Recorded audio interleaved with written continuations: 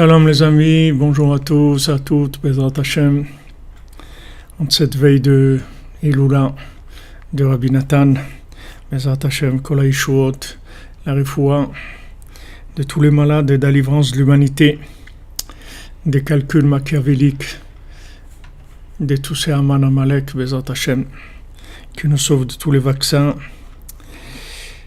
et de tous les mauvais œils qui assurent la réussite de l'humanité, Bezrat Hashem.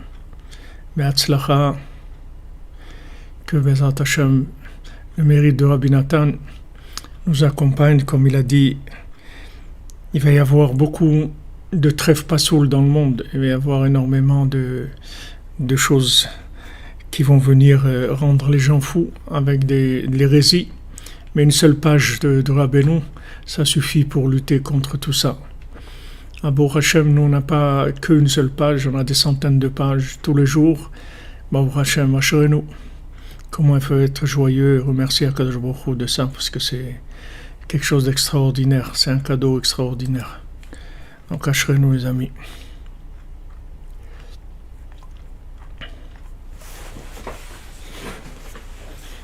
Alors on continue dans notre l'écoute à la Chot sur la Torah 56. Donc on avait vu hier que quand on sort d'Égypte, en fait on peut pas encore manger du pain, on peut manger que de la matzah, c'est-à-dire que l'emprise de Paro est encore trop forte, c'est-à-dire l'emprise de l'Astara est encore trop forte. Donc on est obligé de manger que de la matzah, c'est-à-dire que du pain dans lequel il n'y a pas d'emprise de ce monde. Et on est obligé de sortir en cachette aussi. On est obligé de se cacher du mauvais œil, on est obligé de se cacher de Paro, parce que c'est dangereux. On est en danger, comme on l'a expliqué hier, puisque en fait on n'est pas sorti par la maturité d'une prise de conscience, mais on est sorti par un cadeau d'en haut, par une intervention d'Hachem, qui nous a fait vite sortir. En fait, c'est comme c'est une évasion en fait. Hachem, il a fait une évasion, c'est-à-dire il a fait beaucoup de bruit en Égypte, il a fait beaucoup de plaies, il a fait énormément de choses extraordinaires en Égypte, mais tout ça c'est pour la grande évasion. Donc ça a été la grande évasion, on est sorti d'Égypte, mais après la grande évasion, il faut assumer, c'est-à-dire que les gens qui s'évadent, en général, c'est pas des gens qui ont une liberté de circulation et qui peuvent se montrer dans les endroits où ils peuvent se faire repérer.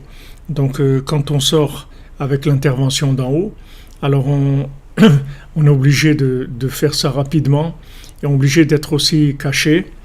Et comme on a vu cette nuit aussi, on est obligé de beaucoup remercier Hachem, d'être conscient de cette évasion-là, d'être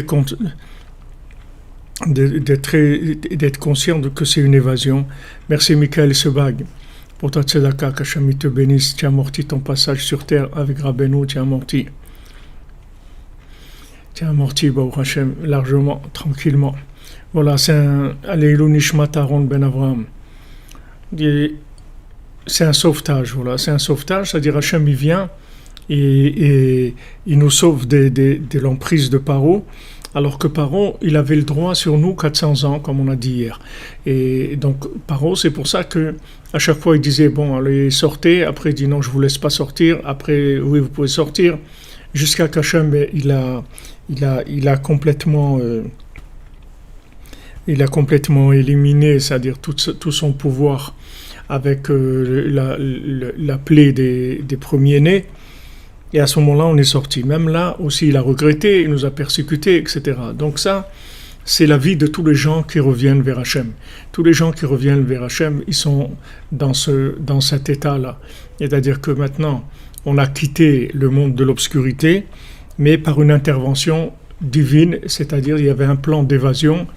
Hachem, il nous a fait évader des mains de la Sitra Hara, Parce que normalement, quelqu'un qui a passé des années et des années au service de Paro, au service de Amalek, au service de Haman, il n'y a pas de raison qu'il laisse sortir si facilement que ça.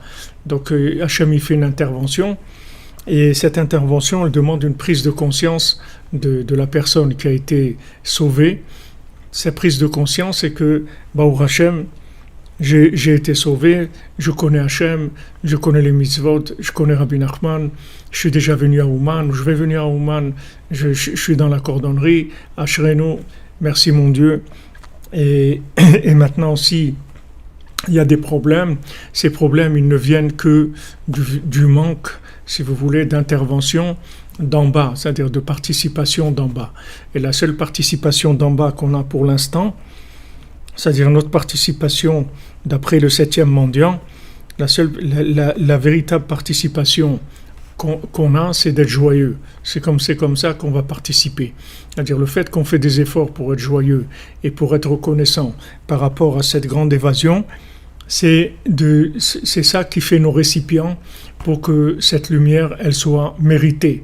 Même si maintenant, on n'a pas pu payer pour l'évasion, on n'a pas pu payer la caution, on n'a pas pu payer l'équipe qui nous a évadés, mais au moins on dit merci tout le temps, on est reconnaissant, on a un sourire tout le temps sur le visage, de manière à montrer qu'on apprécie cette évasion et pas chas v'shalom de commencer à râler, de dire ouais c'est quoi ça, c'est quoi si celui-là qu'est-ce qu'il m'a fait, celle-là qu'est-ce qu'elle m'a fait, pourquoi elle me répond comme ça, pourquoi elle me regarde comme ça, il n'y a pas d'eau et on a marre de manger de la manne, on a marre de ça et ce Moshe Rabbeinu toujours ça et il faut toujours faire, il faut surtout pas râler parce que quand quelqu'un râle, ça veut dire qu'il montre qu'il a aucune conscience de la bonté d'Hachem et du miracle qui a été fait avec lui, pas du miracle, des milliers de miracles qu'il a fallu pour organiser son évasion de manière à ce que tout se passe dans les meilleures conditions possibles. Donc, plus que tout le monde, c'est-à-dire que les gens qui ont été sauvés, combien ils doivent être reconnaissants, remercier Akadosh Baruch Hu de ce sauvetage organisé avec tellement de chokhma et tellement de bonté et tellement de miséricorde et tellement de facilité aussi. Donc maintenant, quand on sort d'Égypte, alors on doit manger de la matzah. Parce qu'on ne peut manger en fait que Etzem Akdusha, c'est-à-dire on ne peut manger que l'essence de l'Akdusha.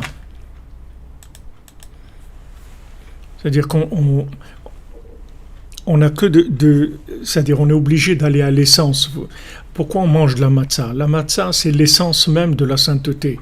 Normalement, la matzah, c'est une petite part de matzah dans du pain, d'après le calcul normal. C'est-à-dire il y a un petit peu de matzah dans le pain et on mange le pain. Ce pain, c'est toute l'intervention. C'est toute l'intervention, si vous voulez, de ce monde, c'est-à-dire le pain, c'est-à-dire tout l'air de ce monde qui va rentrer dans la matzah pour être réparé. Et il y a une petite part de matzah dans le pain. Mais nous, les gens qui revenons de là où on revient, on peut pas manger du pain. Je ne parle pas maintenant pratiquement, hein. Je parle spirituellement. On ne peut pas manger du pain. Nous, on est obligé de manger de la matzah. C'est-à-dire que nous, tout le temps, on doit se nourrir du etzem de la Gdusha, de l'essence même. On ne peut pas prendre on ne peut boire que du vin hongrois. On ne peut pas boire du vin coupé à l'eau. C'est impossible pour nous. Parce que comme on a été sauvés, on est sorti, on est obligé de s'alimenter avec des lumières qui sont très fortes, que Dieu émette les mythos. On ne peut pas s'alimenter avec du émet stam, sûrement pas avec du traditionnalisme et pas un côté répétitif et un côté, si vous voulez, d'obligation et le côté du joug lourd de la Torah. On est obligé d'avoir des lumières nouvelles tous les jours. tous les jours. Pourquoi on étudie tous les jours Rabbeinu, le jour et la nuit? Pourquoi la cordonnerie du jour, la cordonnerie de la nuit, avec Gita Boyama Laila? Parce qu'on a besoin de ça.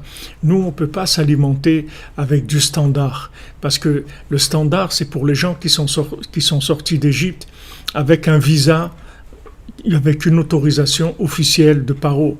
Alors là, ces gens-là, ils peuvent tranquillement avoir un rapport avec la Torah qui est un rapport normal ou un rapport traditionnaliste ou un rapport équilibré, tout ce que vous voulez. Nous, on peut pas. Nous, on peut pas parce que on s'est évadé. Donc tout ce qui est officiel, on est obligé de se sauver parce que sinon on va se faire repérer par Amalek. On peut pas. On peut pas. Hachem il nous a fait un chesed. Donc nous, on peut manger que de la matzah. C'est-à-dire, on peut pas se nourrir d'une Torah standard classique. On est obligé d'aller dans le plus profond des secrets de la Torah et en permanence. C'est pas une fois par an ou une fois par mois. C'est tous les jours on a besoin de cette nourriture-là. Cette matzah, on en a besoin tous les jours. C'est le etzem de la Gdusha. Le etzem de... Voilà exactement, comme vous dites Madame Amazon, on peut pas de routine, pas de protocole, tout ça on peut pas. Nous, on y va direct. On y va direct. C'est Chatzot, Titbodedut. Alors, les gens, ils vont se moquer de vous. Ils vont dire, mais qu'est-ce que tu te lèves à Chatzot? Chatzot, c'est les grands tzadikim. On dit Rabbi Shimon Bar Yochai ou Rabbi Akiva ou des grands tzadikim qui se lèvent à Chatzot. Mais toi, qu'est-ce que tu te lèves à Chatzot? Mais il dit, mais tu comprends pas que moi, Chatzot, pour moi, c'est mon pain quotidien, c'est ma nourriture normale, c'est mon standard de vie. Tu crois que je me lève à Chatzot, c'est un travail de tzaddik pour moi? Moi, d'être un tzaddik, pour moi, c'est le minimum, sinon je ne peux pas tenir. Merci Barbara, que Hashem vous bénisse. Hashem bracha ve'atzlacha, besud Rabbi Natan, besud Rabbeinu. Comme il a dit Rabbi Natan, Nachman Natan, ils vont conquérir le monde. Les deux Noun, ils vont conquérir le monde, Nachman Natan. En fait, c'est pas deux Noun, c'est 4 Noun. Nachman Natan, ils vont conquérir le monde. C'est ce soir, la Iloula de Rabbi Natan, à partir de la tombée de la nuit. Donc, Bezrat Hashem, on va essayer d'être là-bas tout à l'heure. Et ceux qui ont des noms envoyés et tout, vous les envoyez. Je vais prendre la liste avec moi de tous les noms que vous avez déjà donnés. S'il y a d'autres noms, vous les envoyez sur le mail contact@breslev.fr et comme ça, moi j'aurai le mail là-bas et je pourrai Bezrat Hashem dire les noms, faire les demandes que vous avez besoin. Donc nous, on n'a pas le choix. Merci Roselyne Bonnier, qu'Hachem vous bénisse. 4 fois Hashem Havaya, Bezrat Hashem, contre les 4 malchouyot de Sitra Achara. Ashrei Chelkechem. Ashrei Chelkechem. Ouais, vous êtes, comme vous dites, merci pour le chidouche, Madame Tangi. Vous êtes avec moi, Bezrat Hashem, c'est avec Rabbeinu. Moi, je vous fais le raccord, c'est tout. Bezrat Hashem. En tout cas, que la tzedaka que vous avez donnée, Roselyne Bonnier, ça fasse que le tzaddik qui s'occupe de vous et des vôtres, Bezrat Hashem, pour vous délivrer de tout et vous protéger. Amen, amen, Sabrina. Berahmo, comme vous dites, Rabbi Natan, amen, amen. Oui, j'ai reçu les noms, Madame Tangi, j'ai reçu dans le WhatsApp, merci. Donc, si vous voulez, il ne faut pas s'étonner qu'on a besoin tous les jours de matzah, tous les jours des secrets de la Torah. Et pas des secrets, si vous voulez, intellectuels, pas des clubs intellectuels kabbalistiques. On a besoin des secrets du cœur, pas des secrets intellectuels, d'adhérer à des clubs kabbalistiques, de faire un Kabbalah Center, on va discuter de Kabbale, etc. On va passer des beaux moments kabbalistiques. Nous, on a besoin de choses qui vont bouger notre cœur, parce que c'est la seule chose qu'on a. Si notre cœur, Chas v'Shalom, il s'arrête de ressentir le feu de Rabbeinu, on ne peut plus rien faire du tout. On peut plus rien faire du tout. Nous, on s'alimente avec des lumières qui sont extrêmement élevées.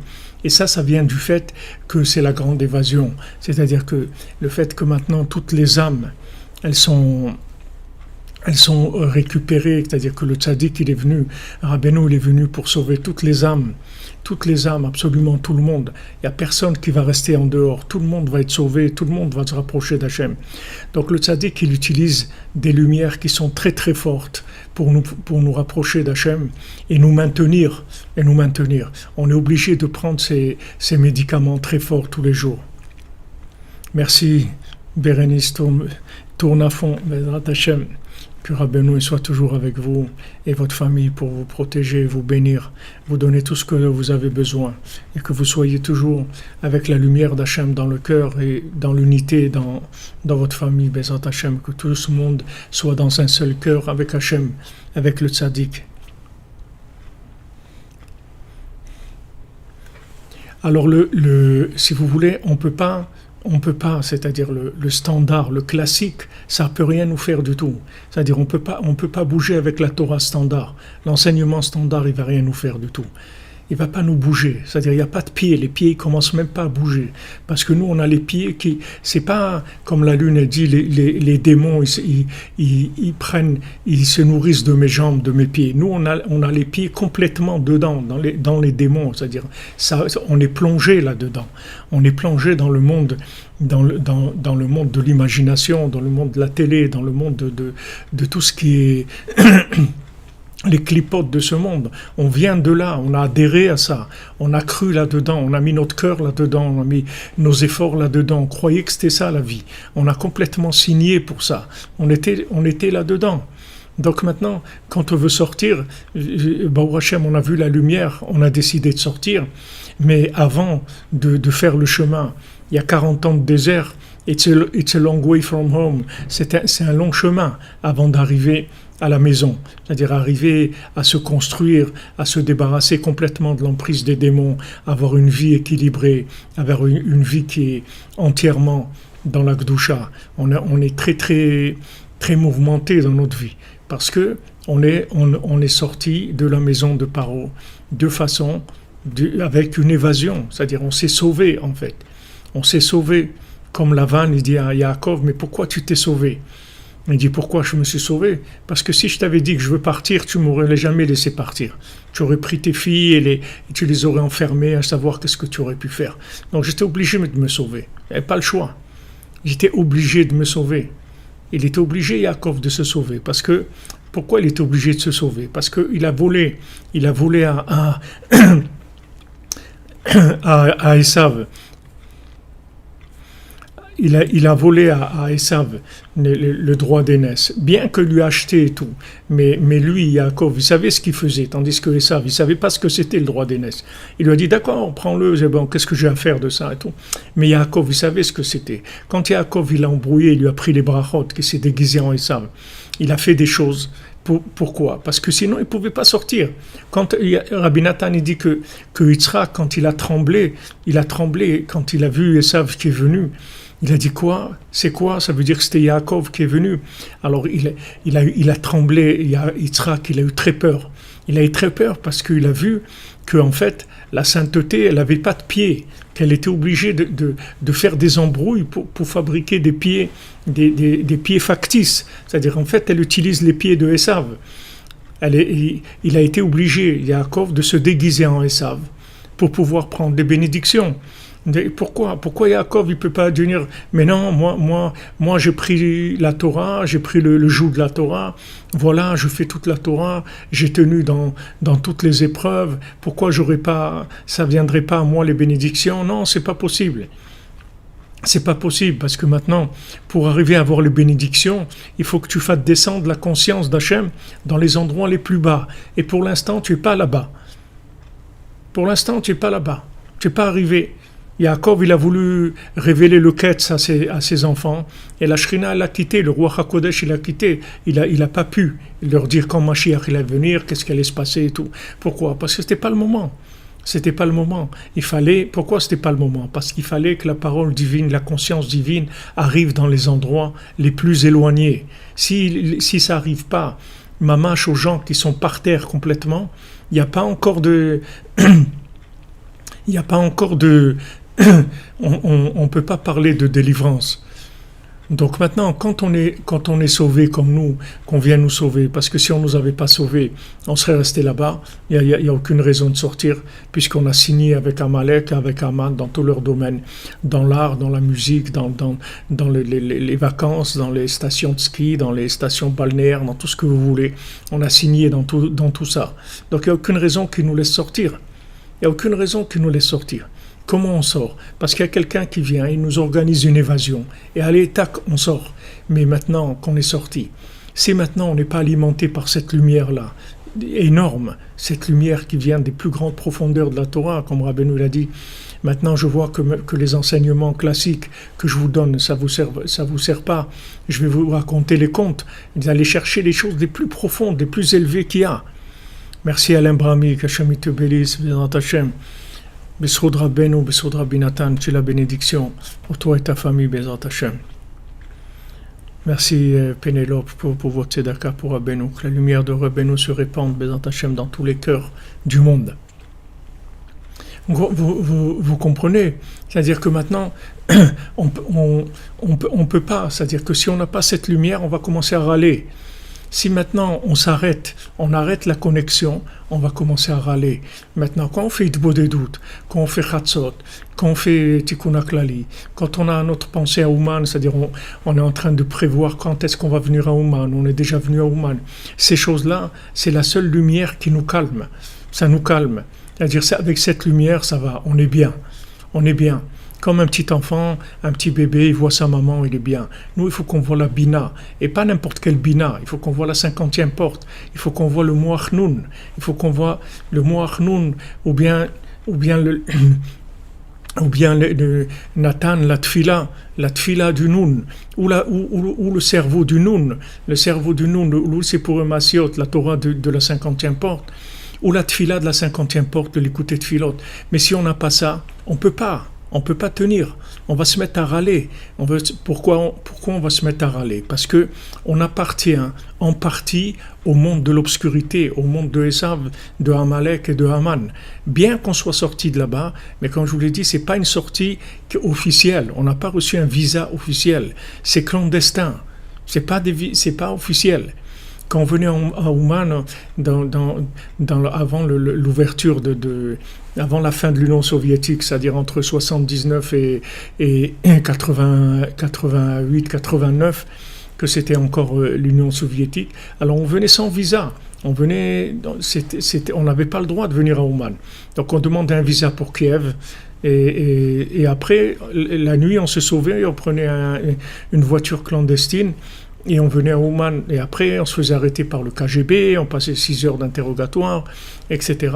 Où vous étiez, qu'est-ce que vous faites? Vous avez transgressé les lois de l'Union soviétique. On dit, mais non, on vient juste prier chez Rabbi Nachman. Et ils disaient, non, vous êtes des espions, comme il a dit Yosef. Non, vous êtes des espions, vous êtes venus espionner l'URSS. Pas du tout, regardez nos têtes, on n'a pas des têtes d'espions, on est des pions, si vous voulez, pas des espions, on n'a rien du tout. On vient prier parce qu'on doit aller chez Rabbi Nachman et tout. Et ça leur a mis des années pour qu'ils comprennent que Béhémet, c'est des gens qui venaient que pour prier, c'est tout. Et au début, ils ne comprenaient pas ça, parce que pour l'Union soviétique, prier, ça ne veut rien dire du tout. Donc ces gens-là, ça veut dire ils viennent espionner, ils viennent aller dans des endroits où ils n'ont pas le droit pour aller voir, surtout qu'à Ouman, il y avait une base militaire importante aérienne avec les avions, etc. C'est pour ça qu'il y a une piste d'atterrissage à Ouman.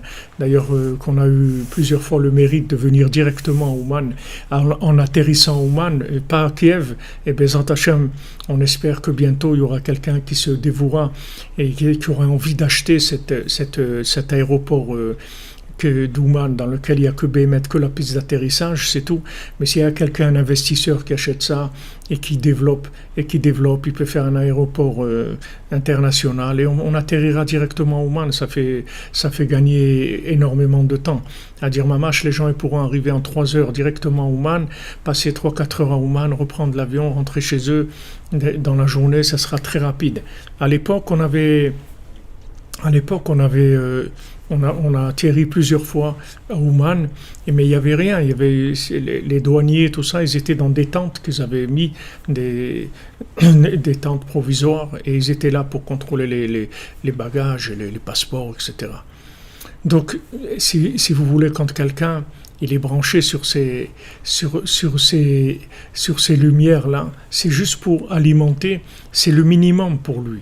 C'est ces secrets de la Torah, c'est pas des choses qui sont pour nous des choses qui sont extravagantes et extraordinaires. C'est notre pain quotidien, c'est notre matzah quotidienne. C'est pas notre pain, c'est la matzah quotidienne. La matzah, c'est-à-dire c'est notre galette, c'est-à-dire c'est notre matzah, c'est-à-dire comme il dit ici Rabbi Nathan. Ouais, Bezrat Hashem, Michael Roux, comme vous dites, des hélicoptères sur le toit du Mishkan. Amen. Bezrat Hashem. Voilà, comme il dit Rabbi Nathan, il dit Prinat Valken uchechu lechol daika matzah. C'est pour ça qu'ils étaient obligés de manger précisément de la matzah. Chez Prinat etzem akdusha, que la matzah, c'est l'essence même de la kdusha, l'essence de la sainteté. Kodem itlapshuta besitra chara beprinat astara. Avant que la matzah, elle ne rentre dans le côté de la sitra chara, qui est la astara, avant qu'elle ne se cache, avant qu'elle se cache dans le pain. C'est-à-dire dans le pain, ça veut dire dans l'emprise du levain. Du levain, c'est-à-dire de tout l'air, de toute la fermentation de ce monde. Que ce soit la fermentation intellectuelle, que ce soit la fermentation émotionnelle, toute fermentation. On a besoin de se nourrir si vous voulez, de notions non fermentées. C'est pour ça que tout ce qu'on étudie, c'est dans la plus grande simplicité. Parce que la simplicité, c'est la matzah.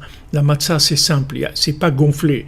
Maintenant, ce qui est pas simple, ça veut dire qu'on a ajouté dedans un peu de l'air, de l'arbre de la connaissance du bien et du mal, pour faire gonfler la chose un peu, qu'elle ait un peu plus une apparence un peu plus agréable à l'esprit, à la compréhension. Mais Rabbeinu, si vous voulez, les Sipurei Maasiot, l'écouter Moran, c'est le tachlit de la simplicité, c'est du concentré de divinité à l'état le plus simple possible, qui est la matzah. Merci, Irvine Boinik, que Hachem vous bénisse, Soudra Benu, Soudra Binatan.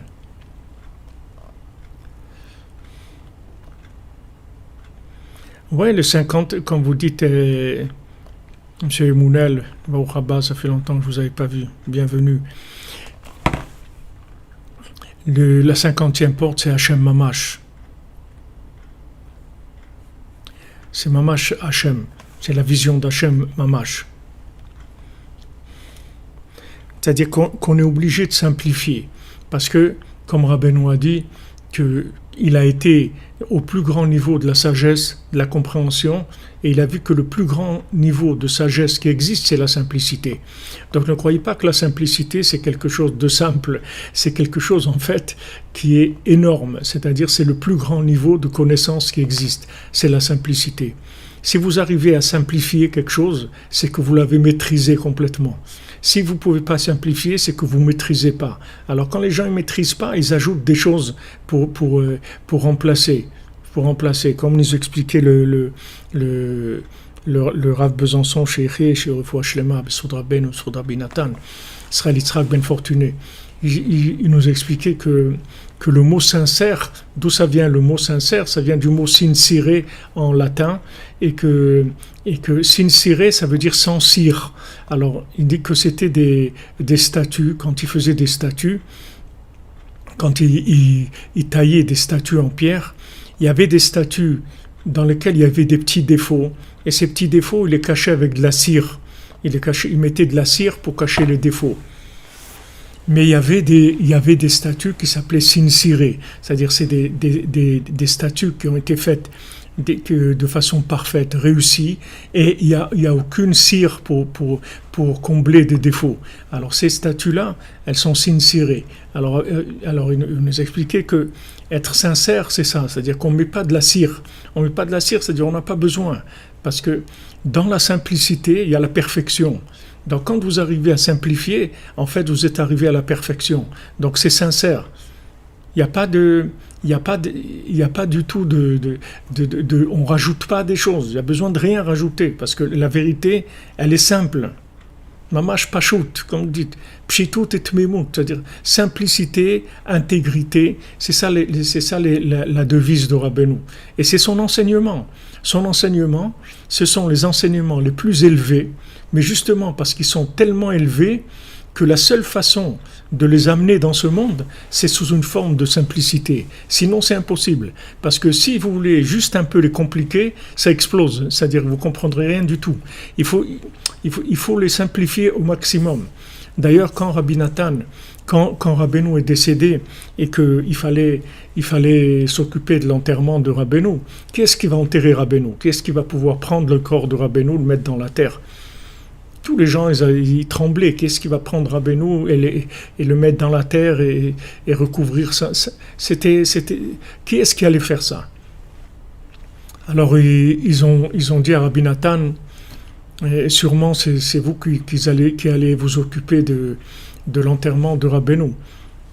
Alors Rabbi Nathan, il a dit pas du tout. Il a dit Rabbeinu, on va l'enterrer comme tout le monde, c'est-à-dire les gens de Chevra Kadisha qui s'occupent de tout le monde, ils vont s'occuper de Rabbeinu aussi.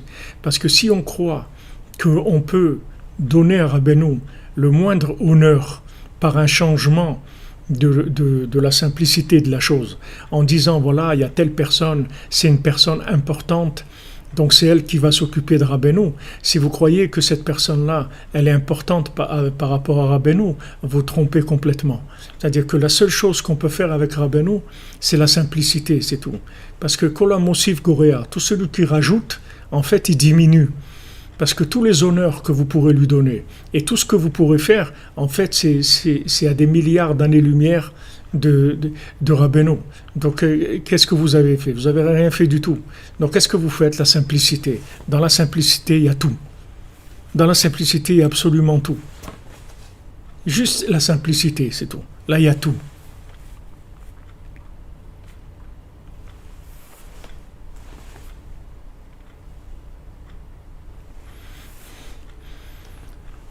Exactement, c'est exactement ce que vous dites, Adam Tangi. C'est sûr, les clipotes, elles attaquent que les kélim, pas la lumière. Mais en fait, les kélim aussi, on a dit c'est de la lumière, mais à un niveau bas. Mais nous, on ne peut pas. Nous, on peut pas. Dès qu'on rentre dans du classique, on perd complètement l'enthousiasme. Tout de suite, on rentre dans de la colère. On ne peut pas supporter le classique. Il nous faut, dans l'Avodat Hashem, il nous faut des choses extrêmement fortes, mais qui sont simples. Qu'est-ce que de se lever à Chatzot, de faire Idbodedou, de faire Tikkun HaKlali, de faire des psaumes, de faire de l'écouter de Tfilot, de venir à Ouman. C'est des choses simples, il y a rien de compliqué là-dedans. C'est très simple. Et cette simplicité, elle a les plus grandes lumières qui est dans le monde. Elles sont dans cette simplicité. Exactement, quand vous dites Ruben Larik, la simplicité, c'est l'essence de la pureté, tout à fait.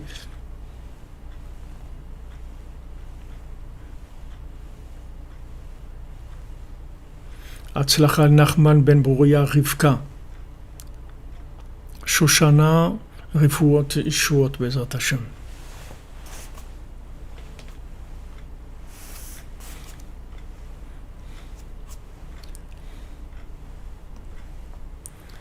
Voilà, exactement, des rubis à l'état brut. Merci notre ami M. Emounel de Lyon, Baruch Hashem. Je vous ai vu une fois, je me souviens, quand j'étais à Lyon, ça m'a fait tellement plaisir de vous voir, de vous connaître. Vous êtes depuis des années avec nous. C'est vrai, quand on a goûté le miel de la cordonnerie, c'est comme vous dites, on ne peut plus s'en passer. C'est ça Rabbeinu.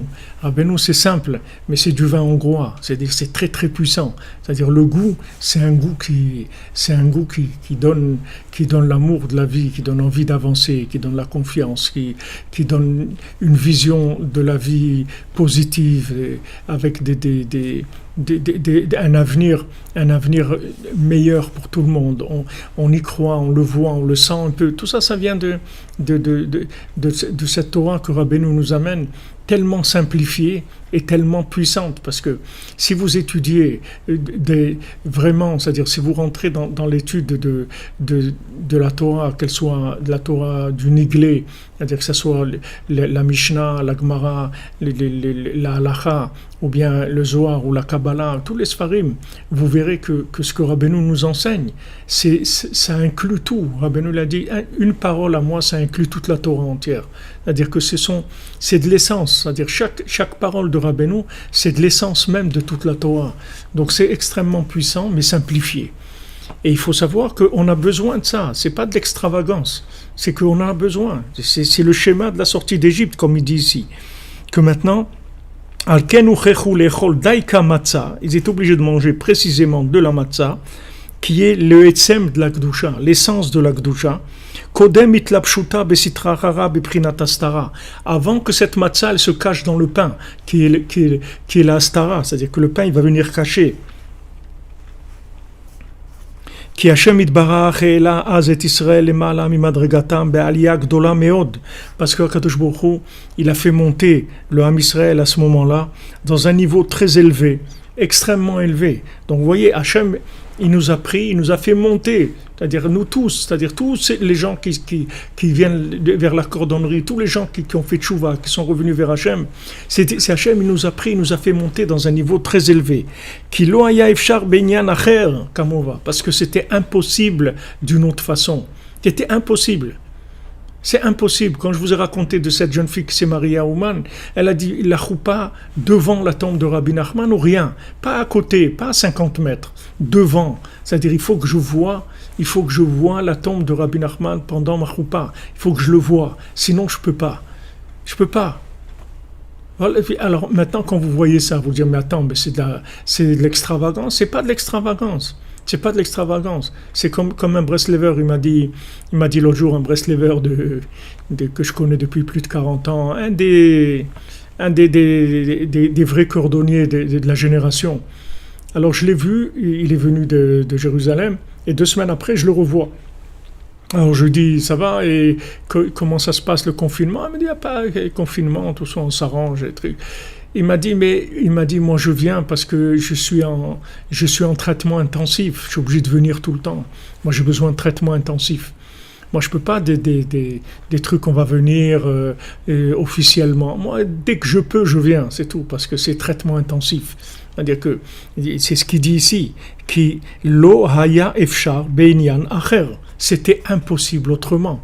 C'est-à-dire où maintenant Hachem, il nous fait monter Be'a Madrega, Be'alia Gdola, il fait de nous des cordonniers qui se lèvent à Chatzot, qui font Itbodedut, qui font Tikkun HaKlali, qui font des psaumes, qui font de l'écouter de filote, qui viennent à Ouman, où il fait de nous des gens d'un niveau très élevé, où ça ne va pas marcher du tout. On ne va même pas commencer. On ne va même pas commencer à faire une petite chose. Nous, pour faire une petite chose, il nous faut une dose de lumière énorme. C'est-à-dire la consommation de lumière qu'on a besoin pour fonctionner normalement. C'est-à-dire nous, on consomme énormément. On consomme de la nitroglycérine, si vous voulez, tous les jours. C'est notre pain quotidien, c'est-à-dire notre matzah quotidienne. On ne peut pas manger le pain. On est obligé de manger de la matzah. Je vous répète, je ne parle pas matériellement. On doit manger de la Torah qui est de la matzah, c'est-à-dire que c'est de la lumière à l'état pur, pas des combines et des trucs et arrangés et expliqués avec toutes sortes. On a besoin de lumière à l'état pur, sinon on ne peut pas bouger.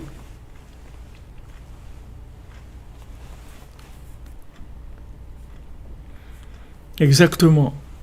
Et à chaque fois, ça rassasie. La machine, elle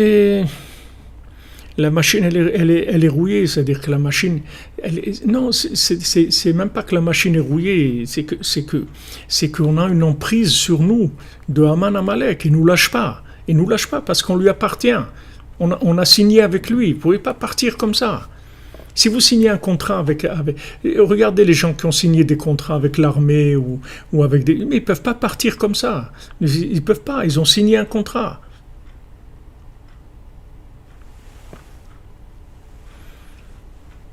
Ils peuvent pas, on ne peut pas s'échapper. On ne peut pas s'échapper parce que normalement, c'est exactement le schéma de l'Égypte. Vous voyez le schéma de l'Égypte, vous allez comprendre votre vie. C'est-à-dire que normalement, on doit rester chez Paro jusqu'à qu'on mûrisse et qu'on dise non au mal et qu'on aille vers le bien. Mais si on attend ça, on ne va jamais sortir. On ne va jamais sortir parce que jamais on va dire non au mal. Parce que comme il est imaginaire et comme on est habitué et comme on est intoxiqué, comment on va dire non? On ne peut pas dire non. Donc qu'est-ce qu'il fait Hachem? Il nous montre une lumière très très forte. Une lumière des tzadikim les plus élevés, une lumière que même plus grande que le prophète Yecheskel. Même le prophète Yecheskel, il n'a pas vu cette lumière-là. Et là, on sort.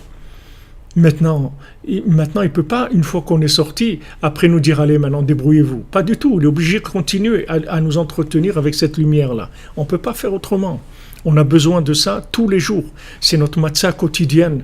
Parce que on a une emprise du mal sur nous. Et le principal du mal, c'est la tristesse, le fait d'avoir de mauvaises consciences, le fait d'être toujours avec un regard accusateur sur nous, sur les autres, avec des consciences de manque de ci ou de ça. Il n'y a pas de manque, il faut avancer, c'est tout.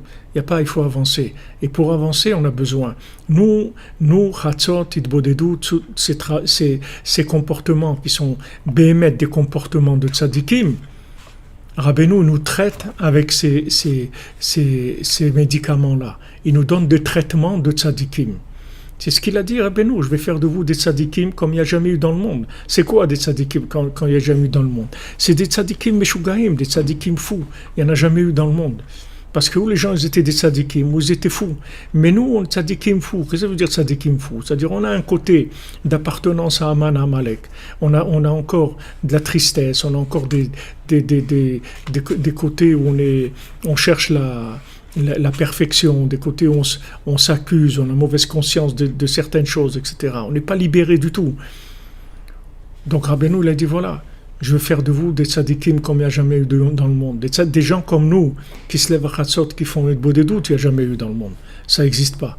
Parce que les accès à la cordonnerie, normalement, c'est fait que pour des tzadikim de très haut niveau.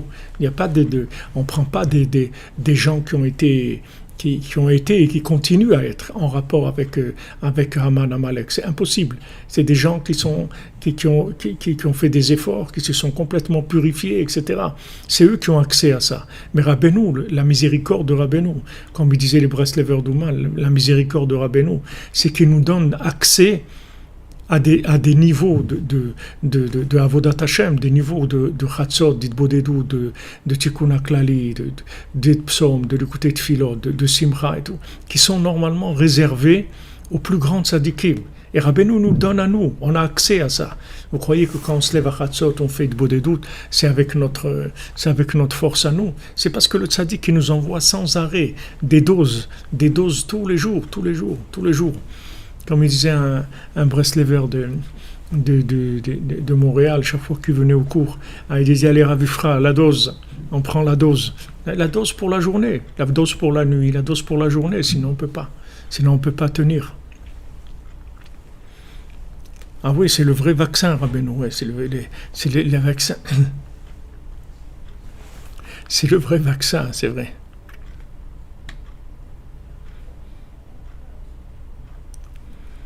Merci, Madiane et Fabienne, pour votre témoignage. Aveline, je ne sais pas si... Ah, que veux-tu dire, Evelyne? Je vais vous demander qu'est-ce que ça veut dire, Evelyne. Voilà, les amis. Ouais, mais justement, Rabbeinu nous donne la force de faire des choses qui sont extrêmement élevées, mais pour nous, c'est notre pain quotidien, c'est notre matzah quotidienne. On mange ça. On se soigne avec ça. C'est-à-dire qu'on ne peut pas autrement. Si on nous donne du classique, on va s'endormir complètement. On va rester au lit. On ne va même pas sortir du lit. On ne peut même pas se lever. On ne peut même pas commencer à bouger. Nos pieds, ils sont tellement intoxiqués par les démons. On ne va même pas bouger du lit. On ne sort même pas du lit. On n'a même pas envie de vivre. Et Rabbeinu nous donne des choses tellement fortes, tellement extraordinaires, tous les jours, dans la plus grande simplicité. C'est ça la grandeur.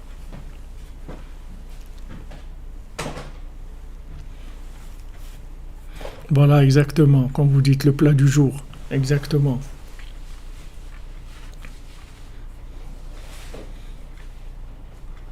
Exactement, on anéantit Amalek. Et voilà, chaque Khatsot, chaque Idboudedout, on se débarrasse de lui. On ne peut pas faire autrement.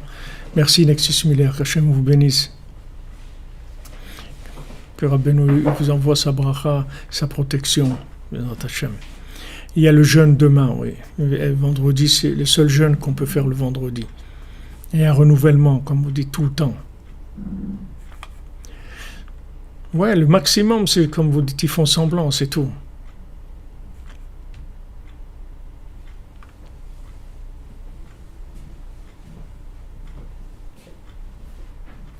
Merci, merci de vos témoignages.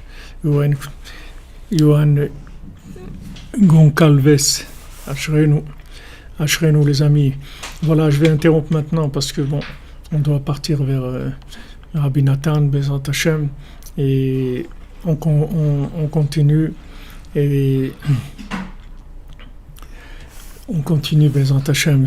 Maintenant, soit on arrive à faire un live chez Rabbi Nathan, et sinon, Bezrat Hashem, on retrouve de toute façon pour le shiur à 3h cette nuit, et on fera sur la paracha, si le temps, on a le temps, on fera la lettre du décès de Rabbi Nathan, on verra Bezrat Hashem selon ce qui vient. Ashrenu, merci les amis, une bonne santé pour tout le monde, une guérison pour tous les malades, de la délivrance pour tout le monde, et que des bonnes nouvelles, Bezrat Hashem, que des bonnes nouvelles, que tout marche, que toutes les portes s'ouvrent dans tous les domaines de la santé, des Ivugim, du Shalom Bayit, des enfants, de la Parnassa, de la joie de vivre, et dans le sac de Rabbeinu, tout le temps dans le sac de Rabbeinu, Bezrat Hashem. Alors à tout à l'heure, Bezrat Hashem, que des bonnes nouvelles.